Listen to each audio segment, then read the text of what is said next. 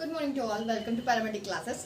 हम लोग आज पढ़ेंगे डाइजेशन, मोस्ट कॉमन टॉपिक, लेकिन जनरली किसी को पता ही नहीं होता ये होता कैसे। ठीक है, आज हम लोग पढ़ेंगे डाइजेस्टिव सिस्टम। डाइजेस्टिव सिस्टम में बेसिकली हम लोग करते क्या है कि खाने के बड़े बड़े भोज्य पदार्थों को पाचन के थ्रू हम लोग छोटे छोटे पचने लायक पदार्थों में बदलने का काम करते हैं, ताकि फर्दर हम इसको अवशोषित कर पाए और हमारी बॉडी न्यूट्रिएंट लेके उसको अपने आप को डेवलप कर पाए, ताकि एनर्जी फॉर्म हो, हम लोग दिन भर रेगुलर का काम कर पाए। तो ये सारे प्रोसेस हम लोग डाइजेशन में पढ़ने का काम करेंगे। ठीक है, तो स्टार्ट करते हैं डाइजेस्टिव सिस्टम।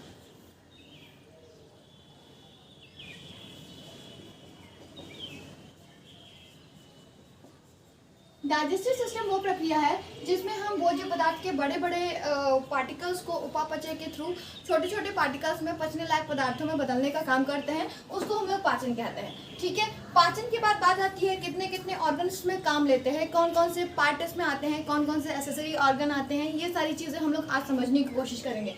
तो सबसे पहले क्या होता है, सबसे पहले भोजन हमारा स्टार्ट होता है मुख से, तो उसको हम लोग कहते हैं माउथ। माउथ से जो हमारा डाइजेशन स्टार्ट होता है, यहाँ पे हमारे 3 तरह की सलाइवरी ग्लैंड होती हैं, पैरोटिड, सबलिंगुअल। ठीक है, ये सारी जो सलाइवरी ग्लैंड्स होती हैं, वो सलाइवरी ग्लैंड सलाइवा सेक्रेट करती हैं, वो हमारे खाने के साथ मिलकर उनके कार्बोहाइड्रेट को वहीं से पचाने का काम शुरू करता है। तो हम बेसिकली ये कह सकते हैं कि डाइजेशन जो है हमारा कहाँ से स्टार्ट होता है, डाइजेशन हमारा मुख से स्टार्ट होता है, मुंह से स्टार्ट होता है। मुंह के बाद कहाँ आता है, मुंह के बाद आता है फैरिंग्स। फैरिंग्स जो पार्ट होता है, फैरिंग्स वो कीप लाइक स्ट्रक्चर होता है जहां पे हमारा विंड पाइप और फूड पाइप, मतलब विंड पाइप और फूड पाइप दोनों एक जगह पे होता है। ठीक है, यहाँ पे एक एपिग्लॉटिड नाम का एक चीज होता है, ढक्कन टाइप का, जो इन दोनों को बारी बारी से बंद करने का काम करता है। जब हम खाना खाते हैं तो हमारा विंड पाइप बंद होता है, और जब हम सांस लेते हैं तो हमारा फूड पाइप बंद होता है। ये अल्टरनेटिवली खोल बंद करने वाला काम चलता रहता है। अगर ये नहीं होगा, अगर हम लोग जैसे देखो खाना कहते हैं ना, बड़े बुजुर्ग हमारे कहते हैं कि खाना खाते टाइम टीवी नहीं देखना चाहिए, या खाना खाते टाइम कहीं और नहीं सोचना चाहिए, कभी जीभ कट जाती है, कभी खाना जो है सांस नली में चल जाती है। तो होता क्या उसमें कि फूड पार्टिकल का एक भी पार्टिकल अगर विंड पाइप में चला गया तो हमारी सांस नली में अटक जाती है और ये काम प्रॉपर तरीके से नहीं हो पाता है। तो एपिग्लॉटिड जो होता है इसमें एक ढक्कन का काम करता है। ये फैरिंग्स के बाद ये जो पार्ट होता है इसको हम लोग कहते हैं ओइसोफेगस। ठीक है,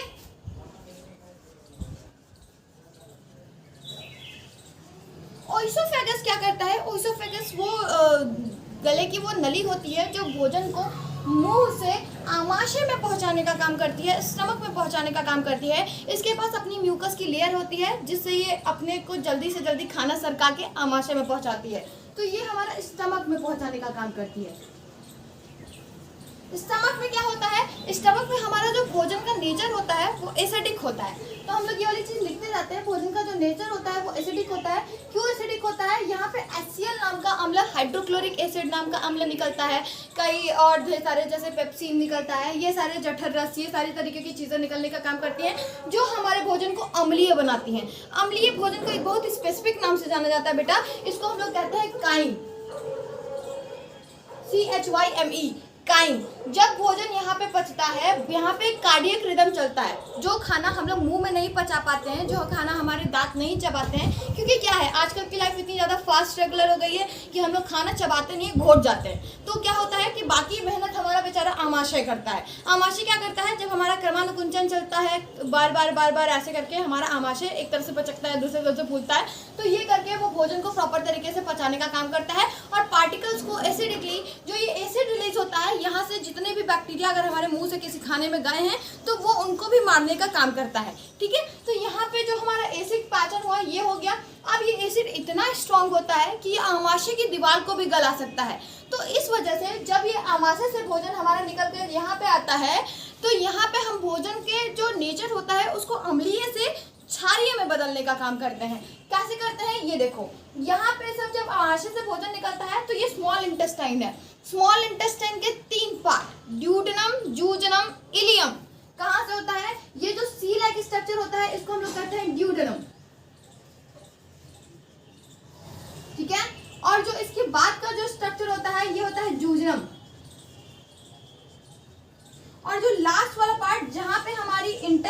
मिलाकर लार्ज इंटेस्टाइन से मैच करती है, इसको हम लोग कहते हैं इलियम। ये तीनों के तीनों मिलाकर हमारी स्मॉल इंटेस्टाइन बनाने का काम करते हैं।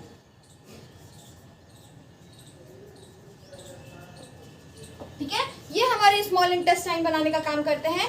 ड्यूडेनम में क्या होता है, ड्यूडेनम हमारे आंत का वो पार्ट होता है कि यहाँ पे क्या होगा कि अग्नाशय से निकलने वाला अग्नाशयी रस, पित्ताशय से निकलने वाला पित्ताशयी रस और आंत से निकलने वाला आंतरीय रस, इंटेस्टाइनल जूस, ये तीनों आपस में मिलकर हमारे भोजन को अम्लीय से क्षारीय में बदलने का काम करते हैं।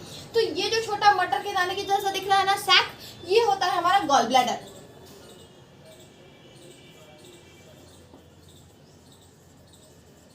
ये हमारा गॉल ब्लैडर हो गया। ये जो हमारा एल शेप ऑर्गन दिख रहा है, इसको हम लोग कहते हैं लीवर।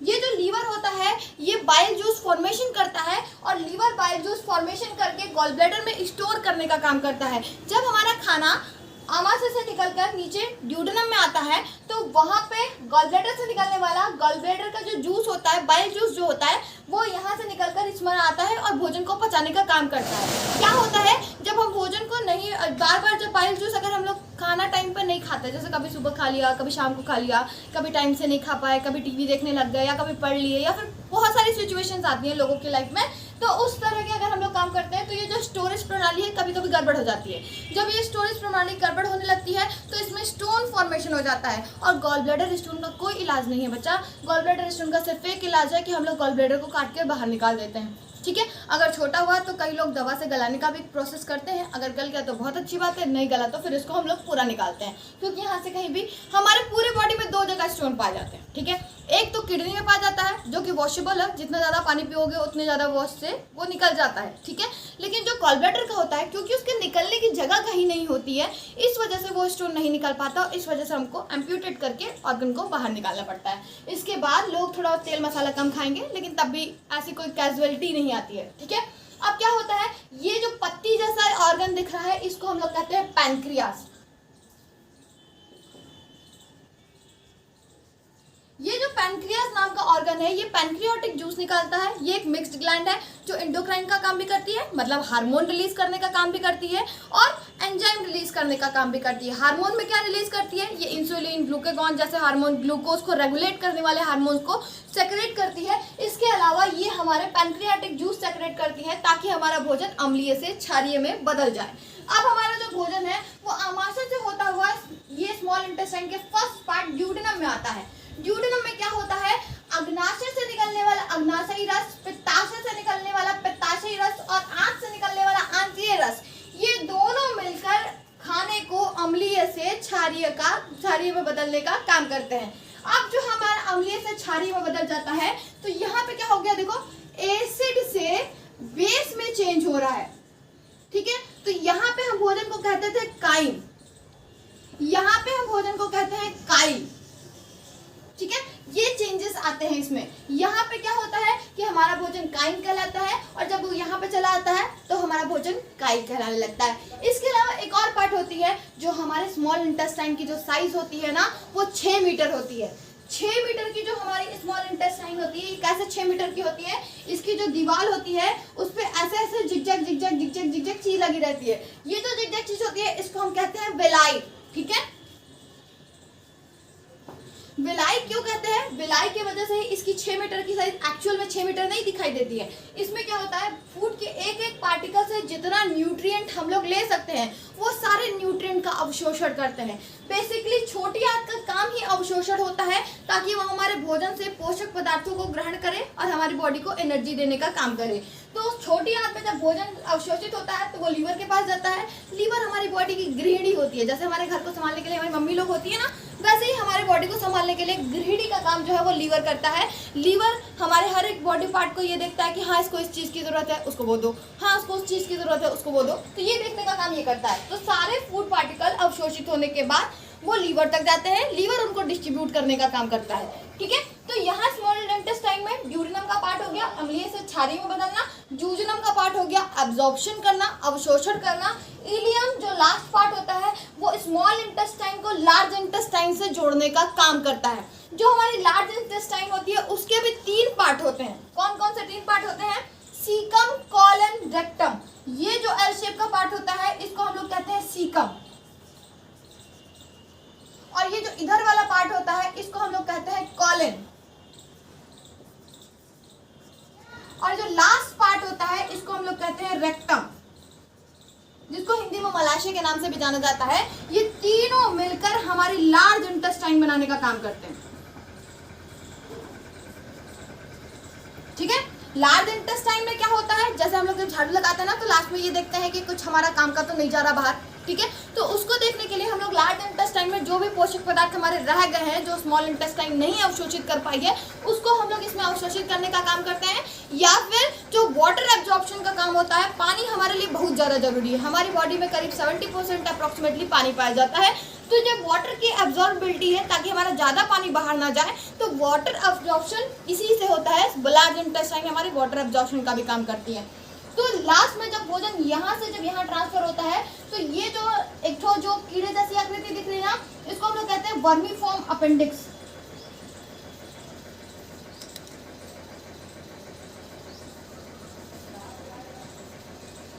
इसमें क्या होता है, ये हमारा अवशेषीय अंग है। कभी कहा जाता था कि ये हमारे बैक्टीरिया जो कॉमन कमलसल होते हैं, हमारे इंटेस्टाइन के लिए जरूरी होते हैं, वो बैक्टीरिया का रिजर्वायर था, वहाँ पे सुरक्षित रहते थे वो। अभी क्या होता है कि कुछ साइंटिस्ट का ये भी कहना है कि ये हमारे भोजन में पर्णहरिम, जब हम लोग घास फूस खाया करते थे तो ये पर्णहरिम का पाचन करता था। अभी क्या है कि ये क्या करता है, ये हमारे भोजन में क्या करता है, वर्मीफॉर्म अपेंडिक्स जो होता है, अगर उसमें किसी तरह से अगर हमारे अन्न का दाना चला जाए, किसी भी तरह से थोड़ा सा अगर फूड पार्टिकल उसमें चला जाता है, तो क्या होता है कि वो स्वेल करने लगता है। तो हम लोग उसकी डिजीज को कहते हैं अपेंडिसाइटिस। अपेंडिक्स मतलब ऑर्गन, साइटिस मतलब होता है सूज जाना। अपेंडिसाइटिस जो डिजीज होती है उसकी वजह से हमारे पेट में नीचे के साइड में पेन होना शुरू हो जाता है।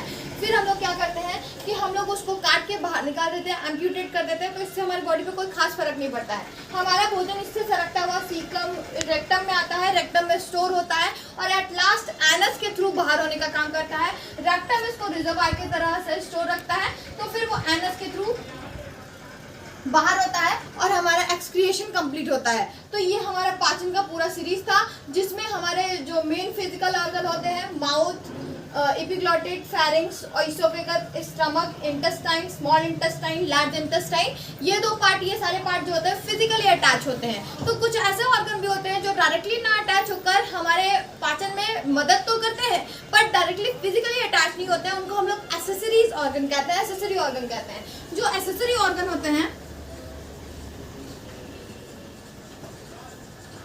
एसेसरी जो ऑर्गन होते हैं वो कौन कौन से होते हैं, लीवर होता है, गॉल ब्लैडर होता है और पैनक्रियाज होता है। ये तीन जो होते हैं वो एसेसरी ऑर्गन होते हैं, जो हमारे पाचन में फिजिकली तो वर्क नहीं करते, लेकिन तब भी हमारे पाचन में मदद करने का काम करते हैं। तो पहला हो गया लीवर, दूसरा हो गया पैनक्रियाज और तीसरा हो गया गॉल ब्लैडर। तो ये हमारे डाइजेशन का पूरा प्रोसेस था। आई होप आपको समझ में आया हो। So like, subscribe and comment in paramedic classes. ठीक है, ओके, बाय।